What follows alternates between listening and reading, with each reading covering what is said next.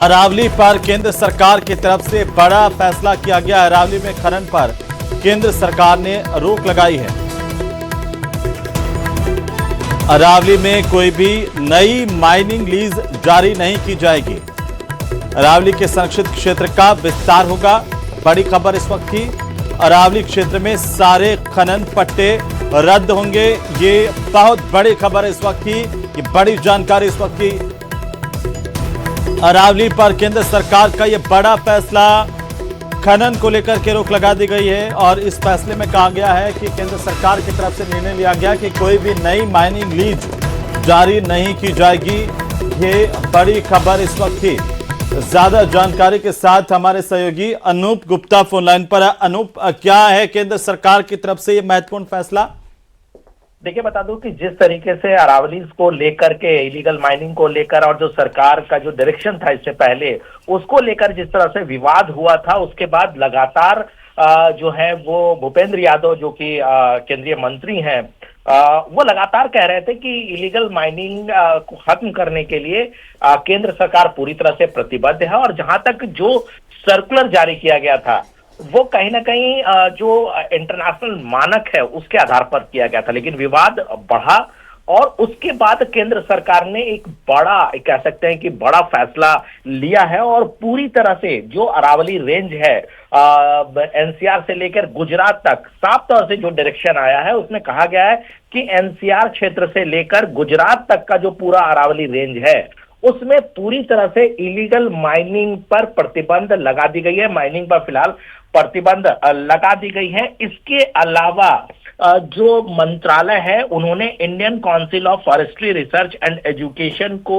भी कहा है कि आगे किस तरीके से फॉरेस्ट कंजर्वेशन को लेकर के किस तरीके से पहल लेनी है उसका स्टडी करें और उसको लेकर एक कार्य योजना बनाएं। इसके अलावा जो माइनिंग लीज है उसको भी रद्द की गई है। तो यानी कह सकते हैं कि एक बड़ा फैसला केंद्र सरकार की तरफ से ली गई है, क्योंकि जिस तरीके से हम देख रहे हैं कि लगातार इस मसले को लेकर विवाद हो रहा था, जिस तरीके से हमने देखा एनवायरमेंट के जो एक्टिविस्ट हैं वो लगातार सरकार की जो पहल थी, जो नया सर्कुलर था उसका विरोध कर रही थी। तो ऐसे में एक बड़ा फैसला केंद्र सरकार ने उठाया है। जी अनूप, अगर साधारण शब्दों में इसे समझें तो जो खनन अब तक वैध खनन जो अरावली में चल रहा था, क्या उन पर भी रोक लगी है या नई माइनिंग लीज नहीं दी जाएगी? देखिए, नई माइनिंग लीज को तो सीधा बैन कर दिया गया। ठीक है। उस पर तो साथ जो सर्कुलर जो जारी हुआ है उस पर साफ कहा गया है कि नई जो है वो नई माइनिंग लीज किसी भी तरीके से नहीं ग्रांट किया जाए, यानी कि बंद है।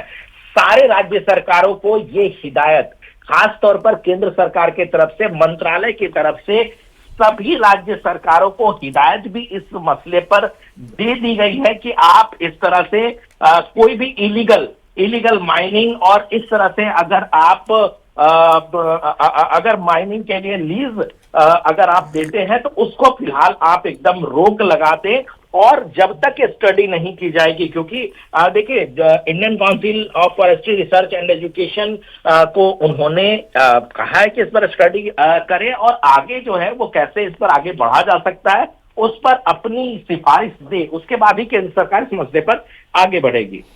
लेकिन जो लीज पहले से दी हुई है, जहां पर वैध खनन चल रहा है, उसको लेकर के क्या कुछ रुख है?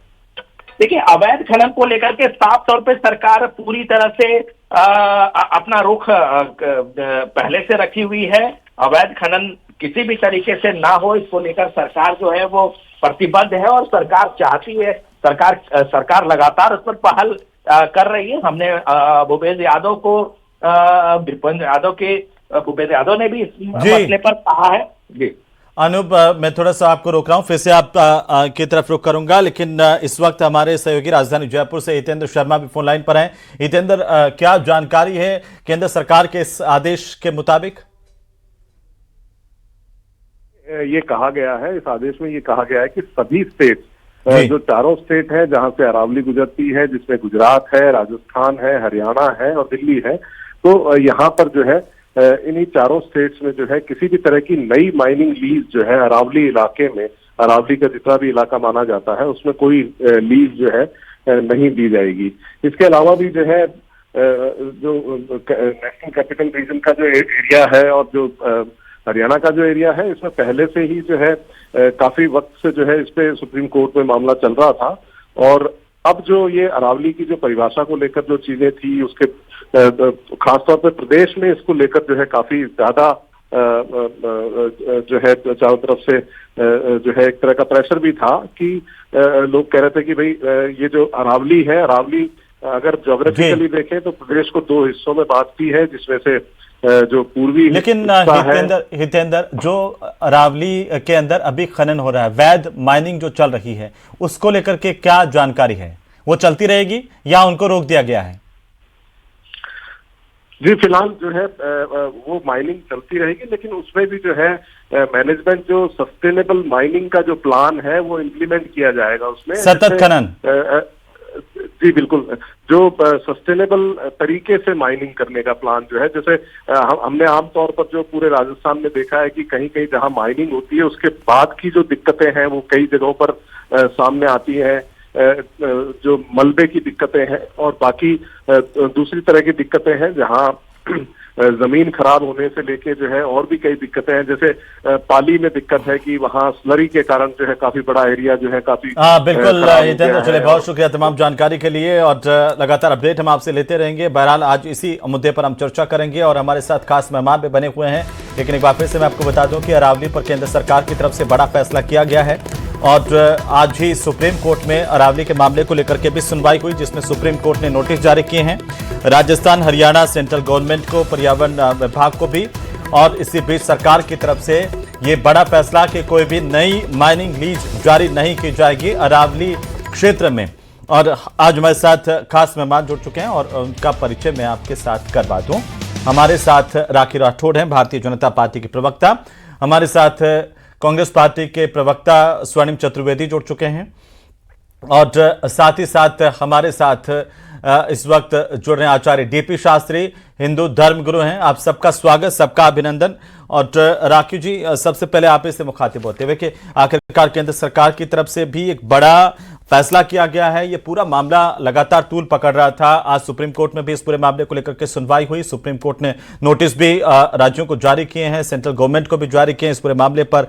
हरियाणा में वन विभाग के एक रिटायर्ड अधिकारी हैं, वो सुप्रीम कोर्ट में उन्होंने एक याचिका दाखिल की थी, एक मामला पहले से चल रहा है उसको लेकर के, तो उसकी सुनवाई अभी आगे और होगी। लेकिन फिलहाल जो केंद्र सरकार की तरफ से एक बड़ा फैसला लिया गया है, कैसे आप इसे देख रही हैं? क्या इससे अरावली बच पाएगी, अरावली संरक्षित रह पाएगी?